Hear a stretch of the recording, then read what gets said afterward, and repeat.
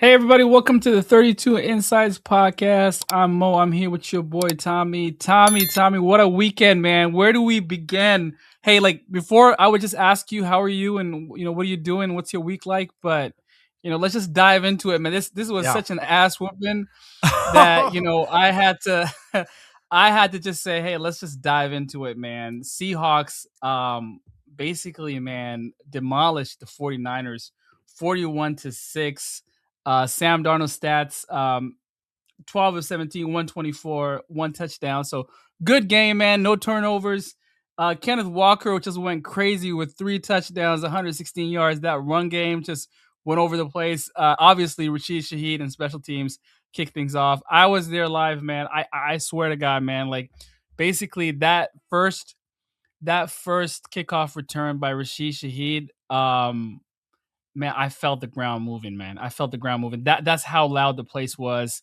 And that the kicker's name? Pinero tried to like slide. You know how they do those like soccer soccer Yeah. tackles? So he tried to Odell slide and Kicker. Rashid. Odell Yeah. Kicker. That's what they call. That's what they called Eddie Pinero in college. Odell Kicker. But Rashid Shaheed, man, really underrated player, man. He kind of reminds me of Percy Harvin in a way. But hey, Tommy, let me just ask you this question, man.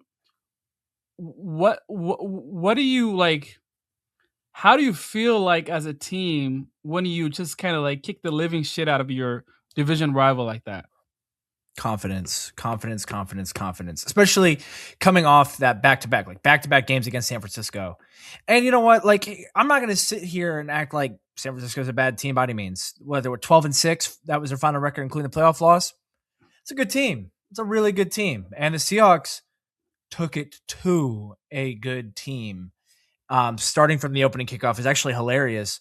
I was at a bar down the street from my house here in Dallas, and we were like, all right, let's go, because we're watching. My roommate's a Broncos fan, so we were gonna like, all right, we'll watch the Broncos Bills game here, and then we'll go to a different one and watch the Seahawks Niners game. So the Broncos game ends. It went a little bit long because it went to overtime. We're walking out of the bar to go to the next one, and all of a sudden I hear the bar go crazy. And I'm like, what is going on? So like I turn around and like go back and I see the TV from the outside and I catch the back half of Shaheed returning the kick. And I was like, oh my gosh, there's no audio. So I couldn't tell what the flag was. I was sitting there like, oh, please don't come back. Please don't come back. And Yeah. sure enough, oh my goodness, it was incredible. I mean, that's how you do it, right? All these questions like Sam Darnold's injured, oblique. Like, is Drew Lock going to play? Well, do you know how to beat that? Yeah. Outscore your opponent in the first 13 seconds of the game. Yeah. That's yeah. how you beat that. And Crazy game, man. Crazy game. Trust your defense. And the defense did their thing yet again. Oh my goodness. When they played the Niners the first time, they shut them down. But they only forced one turnover. This time they forced plenty of turnovers, and the scoreboard showed. It set up the Seahawks offense with great field position consistently, and they were able to capitalize. And Kenneth Walker, man, what a game. But just to jump back what you said, like in terms of jumping on a team like that and beating them like that, it's just confidence. Because they've had some close game with the Niners, right? So you're like thinking, oh, this could be close, or at least somewhat close, kind of an ugly game. Nope. And I really hope they're able to take that same confidence into this week. I really do. I know we'll jump into that in a little bit, but I mean, all around, just such an impressive performance by everybody on that Seahawks team. I mean, 41-6. Yeah. And it was hard. In a playoff game, man, that's hard. That's not easy. I know. And like, I was watching it with my girlfriend who's from the Bay. She's a Niners fan. It was tough. She's just getting into football too, and I love it. I think it's so awesome that she's getting into football, and she was just like, "Oh my God, what is going on right now?" Yeah. So I felt bad for her. She's on our boat now. She's a Seahawks fan the rest of the way. But man, that was unbelievable, and I feel confident. Everyone should feel confident after that. That's a sign. That's a sign that doesn't blowouts like that against teams that were 12-5 going in the game do not happen often. So that to me gives me a lot of confidence. Yeah, and shout out to Jay Harbaugh, man. When he came, I was like, you know what? Maybe it's just like a friend that Mike McDonald just hired, like, hey, like they've been into Michigan together, like he knows Right. his dad. And I was like, hey, maybe it's just like, a friend that he just hired, he just wanted to be around with. But the dude, man, the dude is special, man. When it comes to special team coaches, man, the way he designs plays, it's like, because I've seen like a lot of broadcasters talk about this, and a lot of people who really are in the game talk about this. That hey, like, the kickoff game has become kind of like a running game right now, right? So that's how people are playing it, and they're designing these plays. And this was a look that Jay Harbaugh did not show the entire season, and he was like, "Yeah, we're gonna just pull it off right now." And man, I just imagine if he could do it, if he could do that play in the divisional round, like not even save it for like the Super Bowl or something. Like, what do you think he has up his sleeves? I think he's got to bring it out this week. I'm going to Yeah, be honest because I think with all due respect to the Patriots and the Broncos, unfortunate injury with Bo Nix, I feel terrible for Broncos fans because like you have your highest of highs and then you just hit that instant low. Um, I oh boy, I hope this doesn't come back to bite me, but I don't feel like that they are going to be on the same level of competition that the Rams will present to us. I yeah, don't, and the Rams I don't think we talked about it. The Rams kind of have a fatal flaw, and it's mm, their special teams. yeah. I think their special teams is either going to it's going to come down to special teams. I'm telling you, there's going to be a Because the big first special game, teams play. remember that their The punt, special teams won them that game. the punt. Yep. Yeah, And then the Seahawks missed the field goal at the end for the win. Two special teams plays, one positive, one negative. With the Rams Seahawks game the second time, Rashid punt return, and then the thicker kicker yeah. missing Brandon Nevis. the field goal at the end of the fourth. So I feel like once again it's going to come down to who wins the special teams battle. Yeah, Who is going to win the special teams battle? I think that's who's going to come out on top. And the Rams fired their special teams coordinator after the Seahawks game. yeah, And I feel like the Seahawks have an edge there. And that's why I think Seattle is going to be the team to have a good special teams play this week that might put them over the top. yeah, yeah. But that's a total guess. Yeah, That's and a we'll total get into guess. that. But staying on this game, man, because like I feel like hey, like if you're the Seahawks, like and they asked Mike McDonald this question, like if you're the Seahawks, like on Monday, do you watch the tape of this game or do you just kind of say, hey, you know what, like let's just like throw it away? Because I feel like Kyle Shanahan, first of all, he didn't have no answers for Mike McDonald. Like I think Mike McDonald actually owns Kyle Shanahan right now because last couple even in Baltimore, man, when he was a DC, like McVay and like and Mike McDonald, there's like some serious competition there. Like they're Definitely. splitting games, but I think Kyle Shanahan has a Mike McDonald problem. What do you think? What are your thoughts? I think that's part of the reason why Seattle hired Mike McDonald is because he knew that he could have answers for Shanahan and McVay. And I think he's had more answers for Shanahan than he has McVay. But I think that was a big part of it. How can we counter these two, elite play action based offenses? And I think Seattle's found their answer. I Yeah, do. yeah, Regardless of what happens this weekend, I think Seattle has found their long term answer to that, and I think we can take comfort in that. I think Kyle Shanahan has a Mike Donald problem. I do. Now, the Niners were pretty beat up. I mean, yeah. CMC missed some time in that game. George Kittle was out. I'm Heck not of a gonna. season though. Like No, like heck, like if you're a truly, Niner fan, like you truly. can't be disappointed though. No, like you did what you could. Not a Yeah, lot of teams. No team can overcome that level of injury. Like, yeah, you lose a big player, a team can overcome that. I'm not with the Niners. There was just it felt like the end was always inevitable at some point for that team because they're running out of dudes. They are running yeah, out of dudes, and Tonga's getting injured, CMC getting injured in the game. They're only losing more dudes, losing more dudes. You go to Brian Robinson and Luke Farrell, and it's just like, oh my goodness, like where it's starting to get real pedestrian around here. yeah, Like every team in the league is a Luke Farrell. Like there's nothing that separates him. Not every team has a George Kittle. And I think yeah, Jake Tongas is a great player too. I really do. I like him. I think at his size, he moves really well. I think he does a good job of tracking the ball or finding it in the air and going to get it, as we saw in week 1. But man, it was hard to overcome. But I'm happy about Seattle taking advantage of that. Like I don't think I should sit down and say, oh, Seattle should have done that. No, no, no, no. But Seattle did that, and that was extremely impressive. Like, Yeah. regardless of the injuries, winning a game 41-6 in the division round of the playoffs, it's volumes. I mean, that's speaking volumes. Yeah, it's tough, man. You saw how the Rams struggled with the Panthers, right? The Eagles, one of the best, rosters in the NFL, and they struggled with the Niners, right? And just like beating and plus it's a division game, and and I on Twitter, like I heard like a lot of Niner fans like the whole week, and they're like, oh, it's hard to beat a team 3 times, and you know what, it's a divisional round game, it's going to be close. Last time was 13 points. Even Richard Sherman, he was like, you know what, Seahawks fans, this game is going to be close. And man, they just like came, and like the biggest mistake I think the 49ers made in that game was, deferring to the second half, man. Like that was a mistake because like I felt like that kickoff return um really just ignited the crowd, the bench, like everybody was just like hyped up that time. And it, especially that crowd was crazy, man. Like, and I've been to a lot of Lumen Fields, man, Lumen Field games. That game was just, I could feel the fans in that game. And plus, like, the crazy thing was, like, I was like, I think so 10 minutes late or something like that, trying to get into the stadium.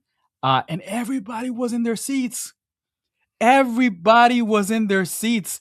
And like I was lucky because the game didn't start because like the other game, the Broncos and Bills went overtime. So they didn't start the Seahawks game. So everybody was in their seats waiting. And that's why like even before Rashid Shaheed got the ball, people started screaming, man. I felt like people thought, they saw something, or I don't know, but crazy game. But hey, moving on to the next game, Tommy, and the Rams coming to town. So before we move on to the next game, any final thoughts on this game? That is a game that is going to be talked about for a long time. Yeah. That 41-6 is going to be relevant for a long time. One way for it's kind of the same way that 42-7 Rams beating us is relevant, Yeah. right? It's going to sit forever just because of the implications. Where it was a divisional playoff round, the rivalry. So I mean, that's Seattle made some history this year. Regardless, that one's going to go down for a long, long time. So I love it. It was Yeah. awesome. It was awesome. Yep. Let's change some things around, Tommy. Let's talk about the Bears and the Rams first, and then Yeah. let's get to the Rams and the Seahawks NFC Championship game. But the Bears season's over, man. What a magical season, man. Yeah, round of applause. That- Round of applause. Round of Yeah, applause, man. Round of applause. And I thought they were gonna do it again when Caleb Williams had that like ridiculous touchdown score. And I texted you that time. I was like, holy shit. Yeah. Um what did you think about that game, man? And what would you say to Bears fans for the future? Yeah. No, I mean, the game, the playoffs have been delivering, minus a couple games here and there. The playoffs really have been delivering like it has never before. Caleb Williams, man, what I said last week about Caleb Williams, and I would take him over any of the NFC North quarterbacks. I stand on it. He's got the juice. He's got the magic that those great quarterbacks have. We saw in the last play. I mean, should that last play by Caleb Williams been a touchdown? Probably not. That was absolutely criminal pass coverage by Durant. Like, just awful. Like that burn the tape there, right? Like, but sometimes plays like that are going to happen. You got to get a little lucky. But man, what a game. I think the Bears, you know what? Going into it, I thought that the Rams were just going to handle business. I really did. And you heard me say it last week. Me too. Yeah. And the Bears really, really put up about as good a game as they could have. I really do. Like, I think they played phenomenal, and they lived up to the moment. They did. I know they didn't win, but they lived up to the moment. And the city was behind them. They were ready to go. That weather was brutal. and the Bears came up, showed out defensively. I thought that was extremely impressive. That's what stood out to me the most is defense, because there were some questions about their defense, truly. Yeah. And what they were able to do on defense was phenomenal. Tip my cap to the Bears, because I think they gave Mike Macdonald some things to work with. So thank you, Chicago, because I Yeah. really do. I think Carolina and Chicago have given Mike Macdonald a lot of things to work with going into this week. I'm not sure San Yeah. Francisco gave Sean McVay much to work with. Yeah. Like, I mean, maybe, of course, a little bit. Like, okay, don't do this. But in general, I think the Bears and Panthers have provided the Seahawks with enough information that Mike Macdonald can use and apply to his team on top of what he already wanted to do. And I think that they can put together a nice game plan on defense to kind of keep the Rams at bay a little bit. Now they have the talent. The Rams are going to score. They're going to score a touchdown. I know the 49ers didn't, but I'm just going to break the news early. The Rams are going to score a touchdown this weekend. Yeah. Not to scare anybody, but like that they're just a great team. You know what? These are two big boy heavyweight great teams going at it. And the Rams are a big boy heavyweight team. I don't think the Bears were a big boy heavyweight team. I think the Bears were a good team. I don't think they were the top of the crop NFC team. But Caleb Williams. But here's the go. I was hyping on Caleb Williams. I'm going to get on him again. 2nd and 8, overtime. You're 15 yards away from a game-winning field goal. Why are we pushing the ball down the field?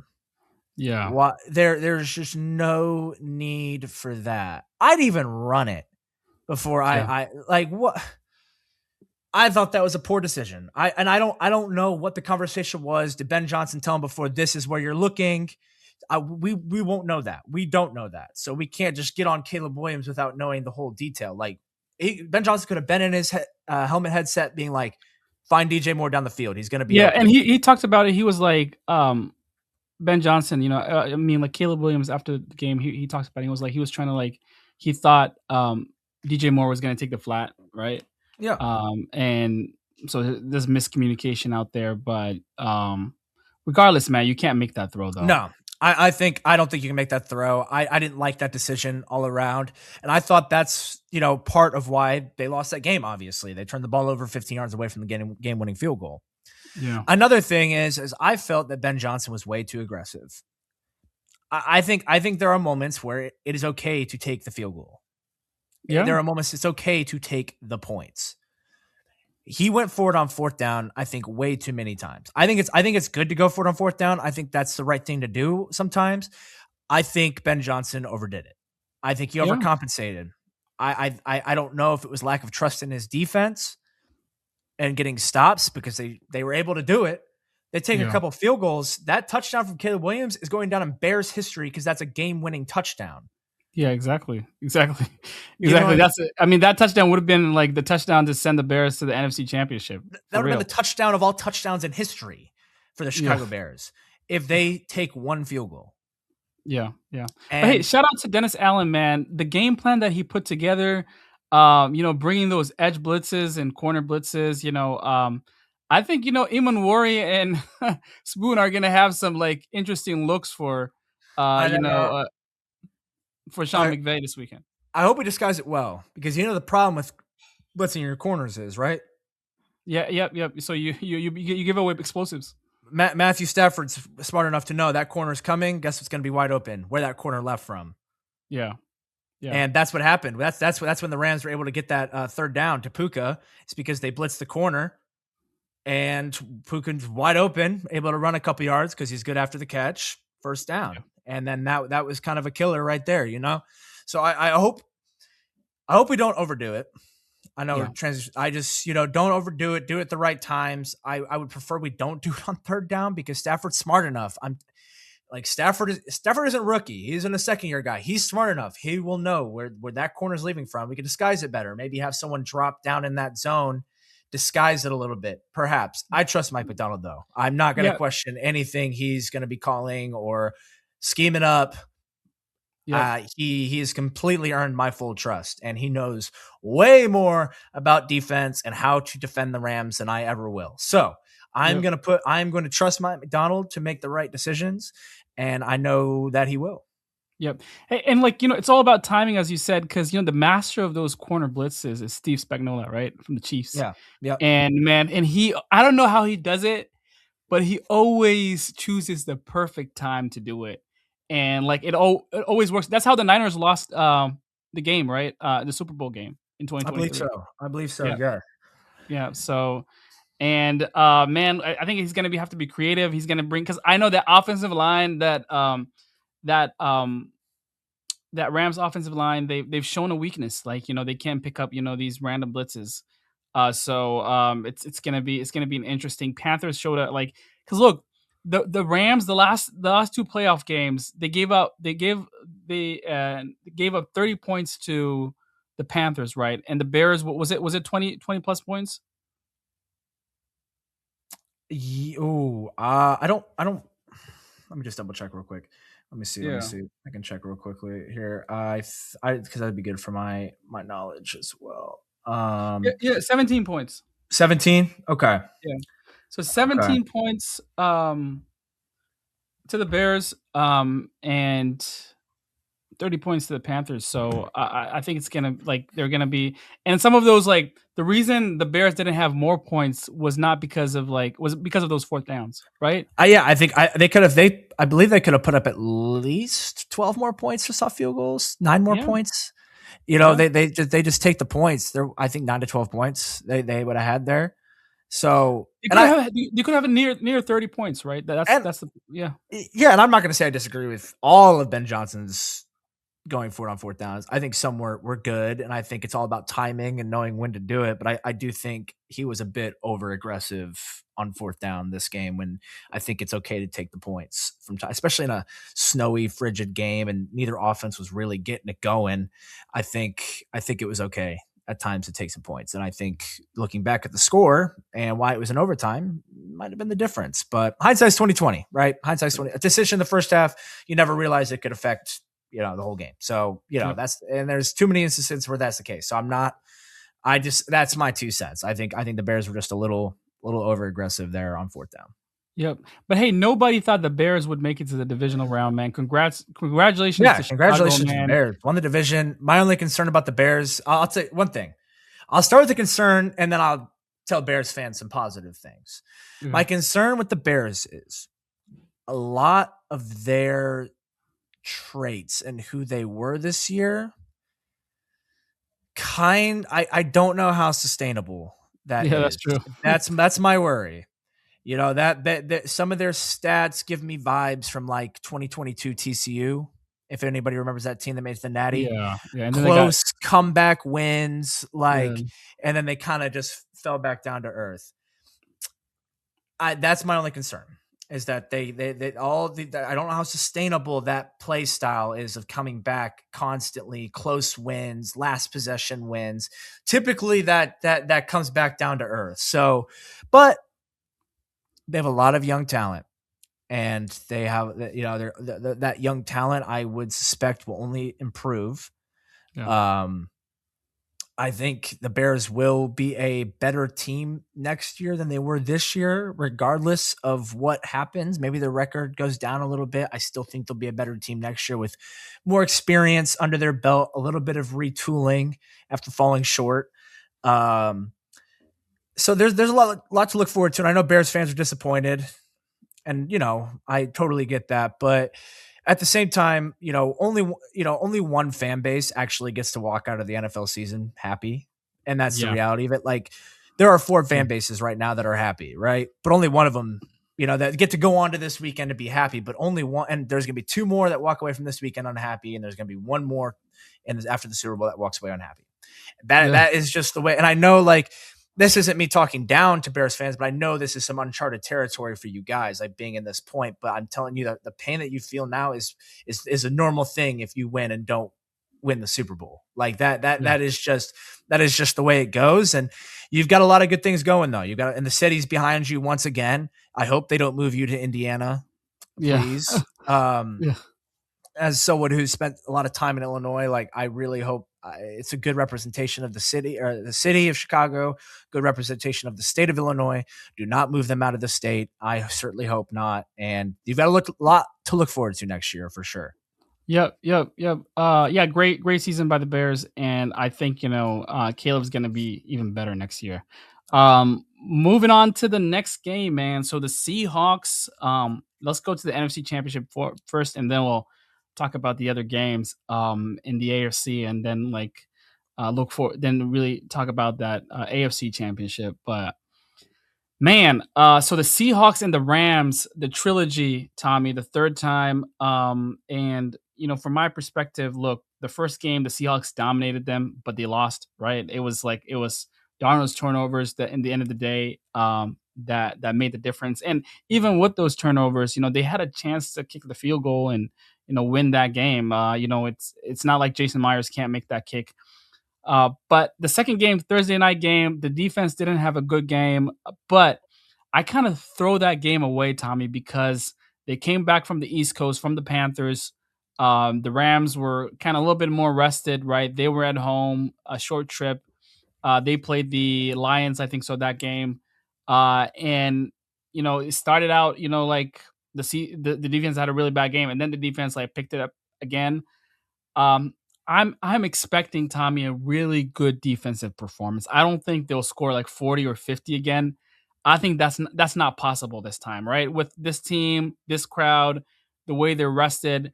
But I think it's going to be a close game. It's not going to be easy for the Seahawks. So, but I would say like I don't think the Rams score more than 22. Yeah, I agree. I agree with some of your points. I don't think it's no. Breaking news. It's not going to be an easy game. I think it's going to be a highly competitive, close game like what we've seen. I don't think this is going to be like round 3 against the Niners. I do think the Seahawks defense has taken it to a whole different level. I do. And I think they're very well rested. I think that's a huge edge that Seattle has in this game is they're rested. They only had to play 2.5 quarters against the Niners. They had the bye week before. The Rams are coming off their second road game in a row, and that game, their second game, was in In the overtime in East Coast. frigid Chicago. I saw Yeah. it. They took a beating. They took a beating. You know what? Puka Nacua was getting up slow a lot. Like Devontae Adams was a non-factor. Blake Corum, non-factor. Yeah. The Rams kind of dinked and dunked their way down the field throughout that entire game. Puka was held at bay at large compared to what he's been doing, you know. So I think the Seahawks. I agree. I think it's going to be a low scoring game. I think it's going to be a defensive slugfest, and I think the key is going to be special teams and not turning over the ball. Not Yeah. turning over the ball. Please don't turn over the ball 100 times this game. I know Sam Darnold has a problem with the Rams and doing that. But if we turn over the ball 3 times, I don't think we'll win. I don't think we'll win. Yeah. I have a feeling because we've been pretty good about it lately. I have a hunch that we are going to turn over the ball at least once. And I Yeah. just hope it doesn't snowball. And Yeah. as long as we can turn around and get turnovers back, you know what? If we turn over the ball, we better get 2. If we turn over it once, let's get 2 turnovers. Like Yeah. beat that number, So it's Yeah. gonna be close. I'd be lying if I said I felt great about this game. Like but I think Rams Seahawks part 3 was inevitable. Yeah. I think it's been clear since that Week 16 matchup that these are the 2 best teams in the conference. Yeah. I honestly, it's been that way. It should have been that way longer than that. It's been very clear that these 2 are the 2 best teams in the conference, and here we go. Right? Yeah. It's This is gonna what be the league wanted, right? yeah. This is what Here we this is what go. this is what the league wanted.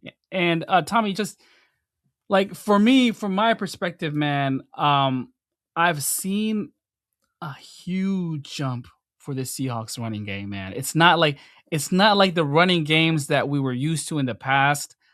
This offensive line is like they taking it to an entirely different level, man. That game, I was watching that game, and like I was just kind of surprised in person how fast Gray Zabel and Jalen Sandala are, man. They were just like all the way in front of the running back, and they were just fast and athletic. Charles Cross, he got hurt, but man, um, he was doing his thing. Abe Lucas. So we've got some athletic dogs on this offensive line. And I think they can run on this team, man. I think they can get. I think they can run on this team. I think Sam Darnold might not need to do much. I think he has to play like that week 18 game, like versus the 49ers, where he just protected the ball, made key throws. They ran the ball, but I think they can run on these guys, man. What do you think? Yeah, I think they can. Obviously, we can talk about the Zach Charbonnet injury. Best Yeah, wishes to Zach. That is super unfortunate. man, that was And that was a gut punch. there are some problems with that injury that are going to stem further than just the rest of the season that we can dive into another time. Yeah, But man, that was a gut punch. That's a tough one because that was our bruiser, and I thought yeah, he's better in pass pro than K9, yeah. and that's a killer because our running back depth behind isn't great. And I've heard some things about George Halani. I don't know if Yeah. that's true. I've been seeing that Hey, what was maybe it? What's the other running back's name? Jones uh, Jr. Vilas Jones and Cam Akers behind Yeah, K9. We've got Vilas Jones and Cam Akers, and Vilas Jones has the entire Bears fan base trying to light him on fire right now. So like they're because of his laughing emoji tweet after they lost, yeah, which I don't necessarily agree with at all. Because with all due respect to Vilas Jones, like I don't think the only thing you did for the Bears was negative things. So I don't know where the laughing emoji came from. yeah. Like I'm not trying to fight Vilas Jones here, but like that's not warranted, man. We've seen all your Bears cut ups. Like it's not. I don't know why you're trying to beef with Bears fans. We got a game this weekend. That's true. Like like That's true. um. So I'm worried about that. But Yeah, getting Sandell and Gray Zabel out in pulls and getting them in open space has been game changing for this run game that's because been they can game move. changing. They Yeah, can move, man. And they're just taking out all these guys on the edge, giving K9 and Zach, space to run. Now it's just K9. But you know what? I'd feel a lot worse if K9 didn't have such a great performance against the 49ers. And I'm hoping he can carry that momentum. Now, my only concern is like, it's time for K9 to be a bell cow again. Can he stay healthy? Because if he yeah, gets hurt, oh no, oh yeah. It's gonna no, be tough, man. I We might not. We might need to bring some like remember that season, the 2020 yeah, season but where you bring Marshawn, Marshawn. Marshawn, are you ready? We need a power back. Man, that's crazy, man. But hey, look, man, I'm confident. I'm actually confident, man. K9's gonna have a good game because I think with this, shout out to Justin Outen, man, the run game coordinator. Man, he's been getting a lot of love from Mike McDonald on the podium, and for good reason, man. I think if Kubiak goes, maybe he's somebody to keep an eye on for that offensive coordinator position next year. But hey, man, look, that the jump that the running game took, and I think once they found that, like the pin and pull that you mentioned, and like Sundell and Zabel getting up in front. I think it fits K9's running style, right? Because he's the guy who wants to get out and onto the edges, and I think he had a great game against San Francisco the first time. He had a great game against San Francisco the second time. And I think, man, these guys, these Rams, these young, Rams defensive linemen, and edge guys, I think they can get got, man. I think, if we involve him in the screen game, if we involve him in the running game, I think they can get got. And I feel at least K9 should have like at least 80, 90 yards, if not 100. Yeah, I'd like to see a balanced attack again.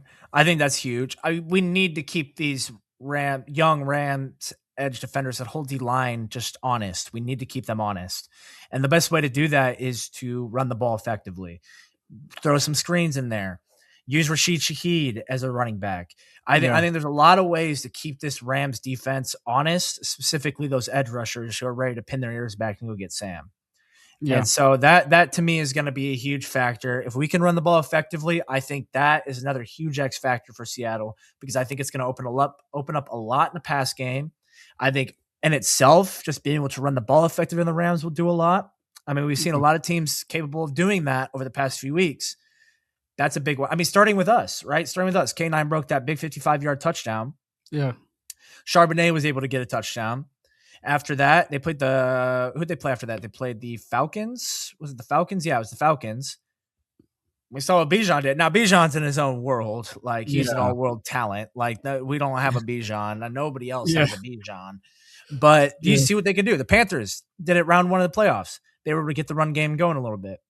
Yeah. The Yeah. Bears were able to get, I think, 120 combined rush yards, Yeah. a little, probably Yeah. just north of that. So why not? That was Why not good. Seattle? Why can't Seattle get it going too? Right, especially with the way Yeah. they've been running the ball lately. I know we don't have Zach anymore, and that again, that's a huge bummer. But the show must go on. Like we you know what, we gotta turn around and be able to run the ball effectively. Still, it does. Yeah. You know what? That's unfortunate, but we still have a running back one. So let's go. Let's go run the ball effectively, and Yeah. that's how I see it. And Yeah. and again, it's gonna be a competitive, close game. We're gonna make mistakes. The Rams are gonna make mistakes. We're gonna make good plays. The Rams are gonna make good plays. That is just what we're walking into this weekend, and we have to be ready. We have to be ready for it all. Yeah. It's gonna be a dogfight, Tommy. And so let's address the elephant in the room though. Sam Darnold. He has to exercise his demons, man. Whatever those are, you know, what kind of game, and I remember the last time you said, I asked you this question, and I told on that Thursday night game, when we had the show, I said, "Hey, Tommy, what does Sam Darnold need to do?" And you're like, "Hey, exercise his demons, not turn off the, not turn the ball over." But he did. He had 2 turnovers that game. I mean, is this a legacy defining moment for Sam Darnold? Yes, because guess what? That Week 16 win's irrelevant now. It is. Yeah. It Yeah. doesn't matter. Congrats, we got it. That's awesome. It got us the 1 seed, got us home field for this game. Great, utilize it, because we lose this game to the Rams and Sam Darnold throws 2 picks. The same narratives will be back in full force. It does not matter what happened to Week 16. Nope. Yeah. That will be for long forgotten if Sam Darnold comes out and plays poorly this week against the Rams. Here it is. Here is your time. Sam Darnold, you have the opportunity of your entire football career right in front of you this weekend. You have the entire opportunity of every narrative that's been spoken about you this weekend. Yeah. You go out there, play a clean. You don't have to put up MVP numbers. Play a clean game against the Rams. Win the game. Go to the Super Bowl. What are they going to say now? Yeah. That is all I'm going to say.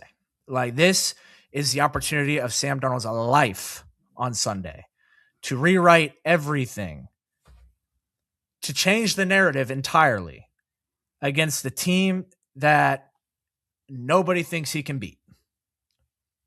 Yeah. And why not? Why not? Why not do it this weekend?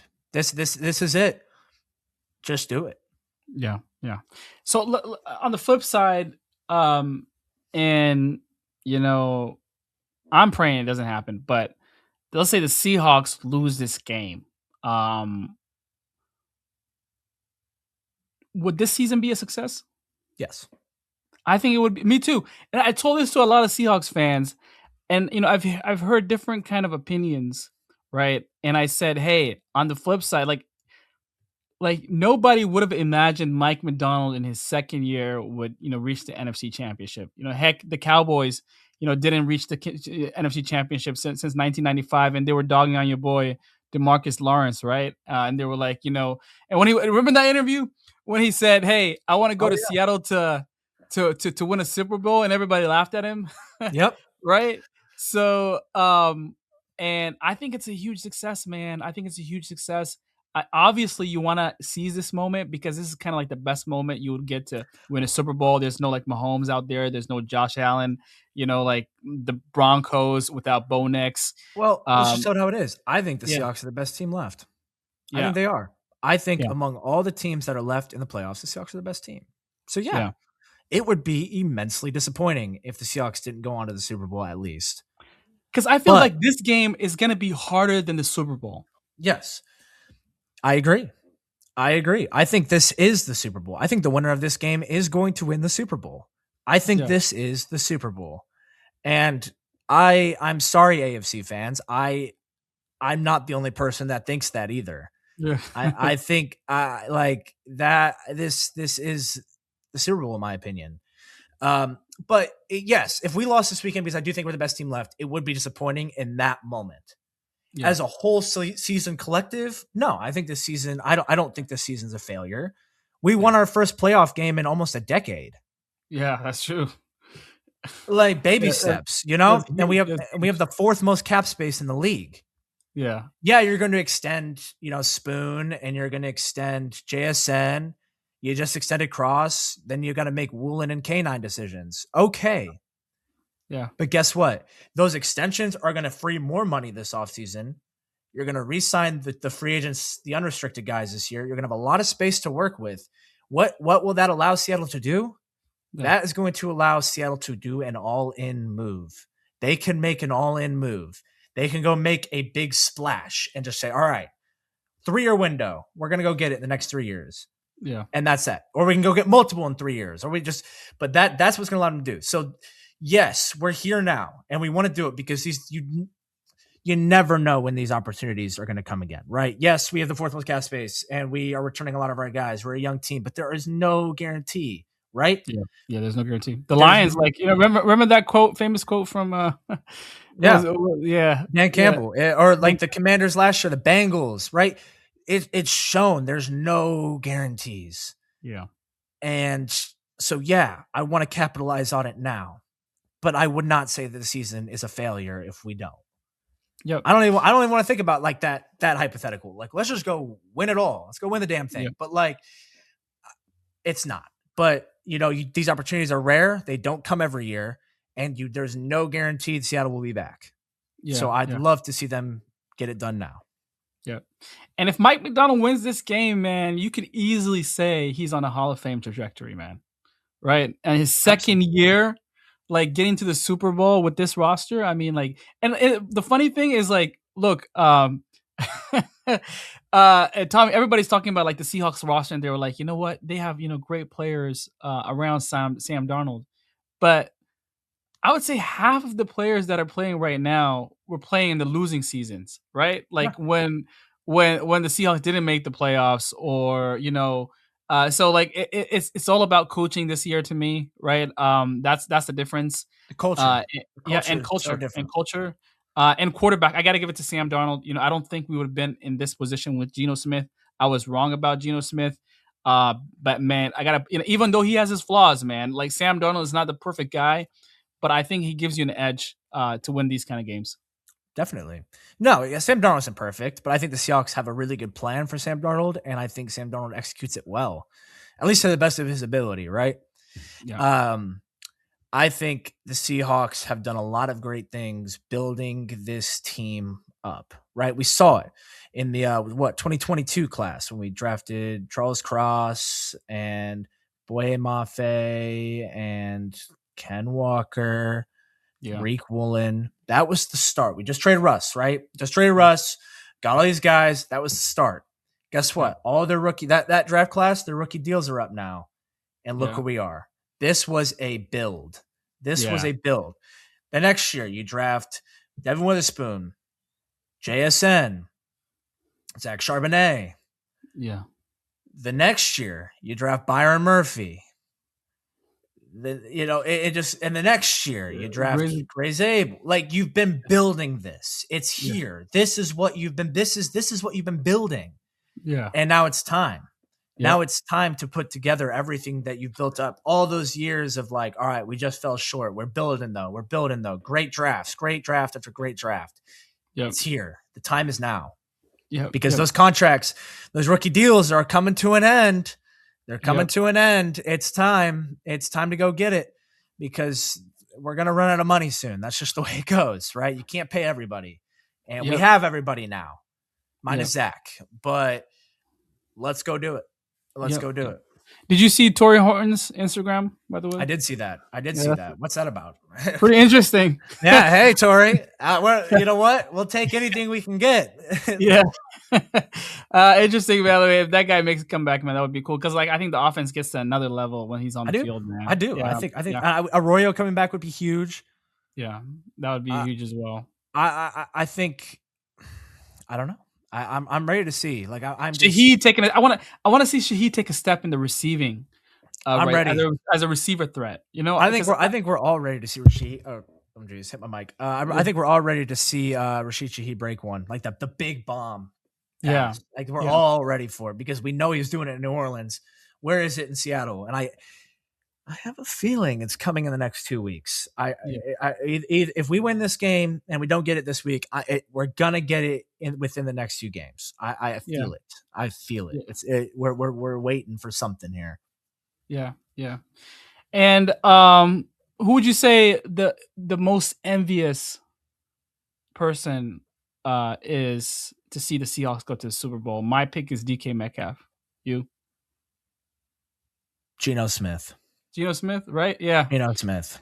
that's true. I posted a Twitter post on top five Ram supporters, and they were both in my top five this week because, I mean, like, look, DK man, like, I think John Schneider was willing to pay him a reasonable amount to be like a I think he was. wide receiver two, I right? think he was. Yeah. And he did not want to be wide receiver two, right? He wanted to be wide receiver one. But you know what? I don't think this culture works with DK though. I think with DK, yes, he asked out, and he got paid very handsomely by Pittsburgh by a price that Seattle was never going to meet. And I think looking back on that, I liked it in the moment. People said I was coping, but I just never thought DK was that level of money good. He was not a game changer. Yeah. You know what? And good for DK getting paid. Someone paid it, right? Good for you. You thought you were worth that much. That's how much you got. But you're going to have to take some losses now for that. And Yeah. if that's worth it to you, then fair enough. Yeah. Nothing wrong with that. For Geno, I think it had a lot more to do because you know what, DK, like, thanks Seattle, and it was a bummer all around. I don't think there was any like super ill will there with DK. Like, it was just like they didn't want to pay me this. The Steelers are going to pay me this. Thank you, Pittsburgh, for the second round pick, though. Thank you for Nicky Minworry. Yeah. Oh, Like, that was a huge one because yeah, I don't think we would go up against these Shanahan and McVay offenses without Nico Minworry. It's really hard to do that. Total X factor. With Geno, it just felt like a little bit more tense on that separation to me. Yeah. And I think Geno took it personally that we didn't want to pay him whatever or give him a certain amount of years. I forget exactly what the whole separation there was. So John Schneider wanted to pay him 1 year, but the other, like, they could get out of it after 1 year. Gotcha. Okay. So, and I just felt like the way he moved after that was very like anti-Seattle. Like, he was not about it, and he took it personally. And you know what? If that's what motivates, flipping the fans, you know, if that's what motivates you, then so be it. Yeah. Because you know what? You're in the league. You've been in the league for a while. Whatever works. Like, that's fine. But I think if I had to predict who's going to look at that the most and be like, damn, if we make the Super Bowl, to me, it's got to be Geno. I think it's got to be. Yep. It's got to be Geno. So before we go on to the other AFC games real quick, finishing up this Rams Seahawks, what is your prediction for the game? Final prediction for the game? I'm going to take Seattle 20, LA 17. That's a really good prediction, man, because like that was my prediction as well. Really? Yeah. I'll go the same, man. I'll go Seattle 20. I'll go Rams 20, Seattle 23. I think it's gonna be like an end of game field goal. Yeah, I think here's my prediction. I've got Seattle kicking a field goal with like minute 20 left in the game to take the lead, go up by 3. Matt Stafford throws a pick to Tariq Woolen. Seahawks ice the game. Game over. Yeah, that's my prediction. Because that's who you're right. Because that's who Sean McVay is going to target. You know, he knows Tariq Woolen has a history of lapsing out, even though he's balled out last couple of weeks, man. Like the guy, like the tackles he's been making, I was like, damn, is that Woolen? But you know, it's gonna be interesting, man. It's gonna be interesting. So, all right. So, you know, picks are in. Me and Tom are gonna be in the stadium at Lumen Field, live. And so next week we'll have like either a great story or we'll have a sad story. But Yes, hopefully we it's a will. great one. Yes. So moving on to the next game, man. Hey, man, I was just bummed out and sorry for Broncos fans. And I know your roommate was, was not happy when Bo Nix went out. Heck of a win for the Broncos, man. Josh Allen, I think that was a catch. I think that was a catch. People say it's not like like I think because there was a controversy, the same Devonte Adams catch, right? Mhm. Yep. Um, that we saw against the Rams. I think it looked identical to that. But what was your thoughts overall for that game? Oh, that was a great game. That was a great game. Um, you know, the Broncos really put it together because there were some moments there where I was like, well, here the Bills have this, right? Like I was like, the Bills get the lead, got to stop late. I was like, ah, boy, here we go. Like I think the Bills are going to pull away here. The Broncos just kept coming. It kept coming. They got stops when they needed them. OT was, back and forth, and um, man, the Broncos need to figure out some consistency with their skill position players on offense. I think their defense is great. I think the Broncos defense is great. I do think their linebackers need some work. I am almost positive that's where Denver is going to be going in the first round this year as linebacker, because you saw Yeah. the Bills. The Bills attacked that. They just kept pitching the ball and making their linebackers go run and get them. And like I think the Broncos made some adjustments there that were needed in that time, but I think in the long run, it would be better for Denver if they had some more stability at linebacker and they had some guys that could go sideline to sideline that they trust.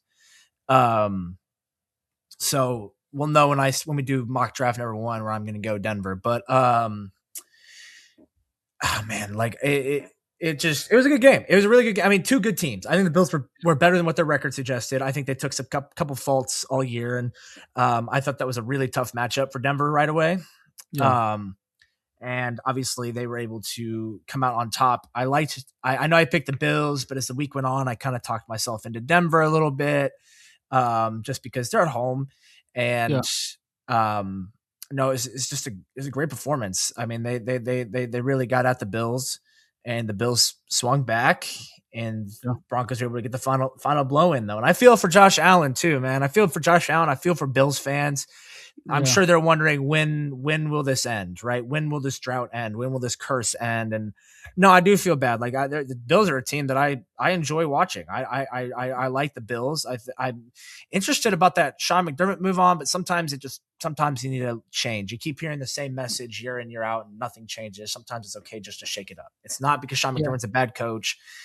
It's very apparent. Like when you've won as much as Sean McDermott has won, you're not a bad coach. Maybe just there needs to be a new message in the locker room, shake it up a little bit, Yeah. to kind of help the guys get over the top. You see that a bit.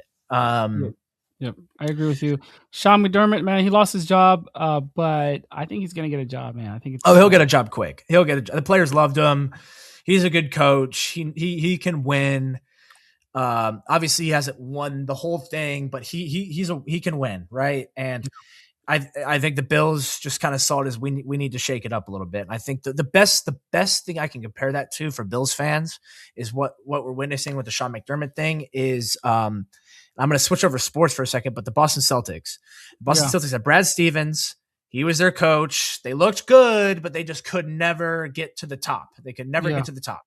And they shook it up and switched it up, and then eventually with the same core, they got to the top of the mountain. So that's how I see it for Buffalo. Just got to change it up, and it's not truly, a total like, oh, Sean McDermott, you're not a good coach move. I think it's just we need to shake it up a little bit because what we have right now is just not good enough. Yep. I agree with you. Moving on to the other divisional game, CJ Stroud kind of like I think so ended single-handedly the Texans season. That was just like an abysmal performance by him. Didn't look like a second round pick that the team invested in. If I was a Texans fan, man, I would have hugely been disappointed because I think even though he did not have the great supporting cast, obviously, Nico Collins out, obviously, not a lot of, protection, but I think he could have at least managed that game where he let the defense win that and not himself. Yeah. I mean, it's really as simple as if the play's dead, go down, take the sack, throw it away. If it's third down, fourth down, throw it away, take the sack. preferably third down, so you can punt it, flip the field, let your defense, defend for a full field instead of giving the Patriots a defensive touchdown or giving the Patriots a short field. Or I'm amazed. Actually, it's funny. I wish I could find this clip and throw it over right now. But last week we'd said, I said in our game prediction, I was like, I'm going to take Houston. But if Houston loses this game, we're going to come back here next week and we're going to talk about CJ Stroud. We're going to be questioning CJ Stroud as a quarterback. Yeah.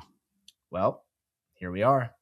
And we're questioning CJ Stroud as a quarterback because that was abysmal. I mean, that whole game was just abysmal. I know you didn't have Nico Collins, and like that's big. Nico Collins is an incredible wide receiver, but oh my gosh, there were just too many times where it's like, what are we doing? You know what? I'm not going to say all the turnovers were his fault, though. I think there were a couple catchable balls that went through the receiver's hands and got picked off too. But you know what? It was just 5 turnovers on the road. Yeah. Even against the Steelers, he had a lot of turnovers in that game too. Tell me a game you're going to win when you have 5 turnovers on the road. Yeah, it's not going to happen. And I know the Patriots had 3, but when you have 5 and one of them led to be a touchdown, was a pick 6. Like you're just giving away points at that point, and your best unit's not even on the field. Yeah, and your best unit are point preventers. So it was tough. It was if I'm a Texas fan, I'm upset because that was the only way they could have lost like that, was turning over the ball 5 times. Yeah, and that's exactly what they did. And I you know what? Something that surprised me is I am surprised that they didn't put Davis Mills in the game. Yeah, that was because he had that winning streak. Remember when Stroud went out, he was kind of protecting the ball. Do you think Davis Mills turns over the ball 5 times? I don't think so. If Davis Mills started that game, first drive, Davis Mills is out there, I don't think the Houston Texans turned the ball over 5 times. Yeah, me too. I don't know if they would have had 241 total yards, but if David Mills doesn't turn the ball over, I don't know if they even need 241 total yards. I know 241 is not like a ton. Trust me, that's not a total large amount of yards in a game. But like the 5 turnovers is what ultimately did them in. Yeah, and I thought that was just sloppy and unfortunately predictable. That was unfortunately too predictable that was going to happen, and I didn't predict it, of course, but that did say if the Patriots were to win, that was probably going to be the case, and that's exactly what happened. So I feel for Texans fans, but you know what? They started the year 0-4, and they were like 2-4. It's just like you turned it around, like you did, right? Like not a lot of teams start with that, death wish and then are able to turn around and win a playoff game and go to the divisional round. And, so, good for the Texans. Like that defense isn't going anywhere, but I think, with this offseason for Houston, they're probably going to take a look at the offense and how can we improve the offense? How can we don't need to be 30 point per game offense, but just like, how can we limit the turnovers? Is CJ Stroud the answer? What can we do? And I think CJ Stroud's going to have to be the answer because where they're picking this year is not, and the quarterback class is not great. So CJ Stroud is probably going to have to be the answer next year. That's just the unfortunate circumstance of it. But, and maybe not, maybe we get rookie year CJ Stroud back. Who knows? Yep. But something there's got to change. So, I mean, because you're not going to be able to get to the top with an offense like that when you turn the ball 100 times. So true. And I mean, looks like the Patriots are going into the Super Bowl, man, because I don't see, and let's get to the AFC Championship, because I don't see a way where Jarrett Stidham-led Broncos is going to beat this Patriots team. Like, I don't see, because I think, like, you came off the bench and you're in the AFC Championship. Like, I know Nick Foles did it. But Nick Foles, I think so. He played a playoff game before that as well. But I think it's gonna be tough, man, to come in and execute the offense. You're gonna make some mistakes, unless they play a game plan where, hey, like, don't throw the ball at all. I don't think that's gonna work as well. So I feel like the Patriots are going to the Super Bowl right now. Yeah, I mean, it's right in front of them. It's everything that they want is in front of the Patriots right now. Like you I know you're going on the road to play a good Denver defense this week, but you're also going on the road to play Jarrett Stidham this week. Yeah, and you've got to feel good about that opportunity. You know what?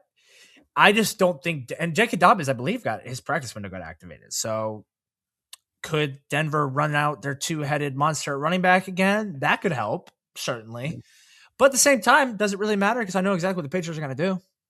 Yeah, They're going to shut down the run and beg Jarrett Stidham to beat them. exactly. And the only sneaky positive, like the only sneaky thing that Denver might have going for them is something that I've griped on them about before, which is hilarious and very ironic. But they don't have a true just like number one. This is our receiver. Like they spread it out everywhere, and I think that could help Jarrett Stidham, where the Patriots aren't just going to be like, okay, we got to bracket this guy, and like that's it. Like they spread it around. They use their running backs in the past game. So, and they've got a good offensive line. Denver's got a really, really, really good offensive line. I think they have the best offensive line in the league. So it's going to be, imperative that they're able to protect Stidham, give him a chance. Now, another thing, Jarrett Stidham has not thrown a pass all season. Yeah. So that's another thing. Exactly. What do the Patriots have to work with? I've got a prediction for you. I think Denver's going to score in their first drive. I think they're going to score a touchdown in their first drive. But I don't know what's going to happen after that. Once you get off the script, who knows what's going to happen? That's true. But I, you know what? I think there are some certain underlying elements that Denver could have to their advantage. Not to mention they play in the elevation at home. But I would be a fool to not pick the Patriots. Like I have to. It's a principle play. I'm sorry, Denver, but that Bo Nix injury was a killer. I'd probably be picking you this week if he didn't get injured. But unfortunately, with Jarrett Stidham at the helm, potential revenge game for Jarrett Stidham, I've got to go with the Patriots. You know what? They've been a great team all year. They really have. And I know I've been kind of underselling the AFC, but the Patriots have been a very good team. And I think they'll get it done on Sunday. And I think they will be the AFC Super Bowl representative playing the Seahawks based off my predictions. So we'll see. I won't even talk about it. We're not going to talk about hypotheticals. Yeah. Super Bowl 49 rematch, right? Yeah. Hopefully next week we can talk about it, but I'm not going to speak on, I'm not going to speak ahead. The Seahawks got to take care of business this week, and then we can talk about it. Yep. I agree with you, Tommy. Well, hey, Tommy, looking forward to having you here in Seattle, man. And we can watch this game and see the Rams and the Seattle Seahawks next Sunday, 3:30 p.m. on Fox, wherever you are. Here, I mean, the East Coast is 6:30, but here it's 3:30. But looking forward to that game. Looking forward to the Patriots game. I think it's in the morning, so maybe we'll miss half of that, Tommy, or we'll just have it on our phone or something. Yeah. But here we go. Here we go. This is it. Yeah, this is it. We're one win away. Championship Sunday, man. The best weekend, right? The best day of one win away. Let's do it. Let's get back. Let's do it. All right, guys. We'll see you guys next week.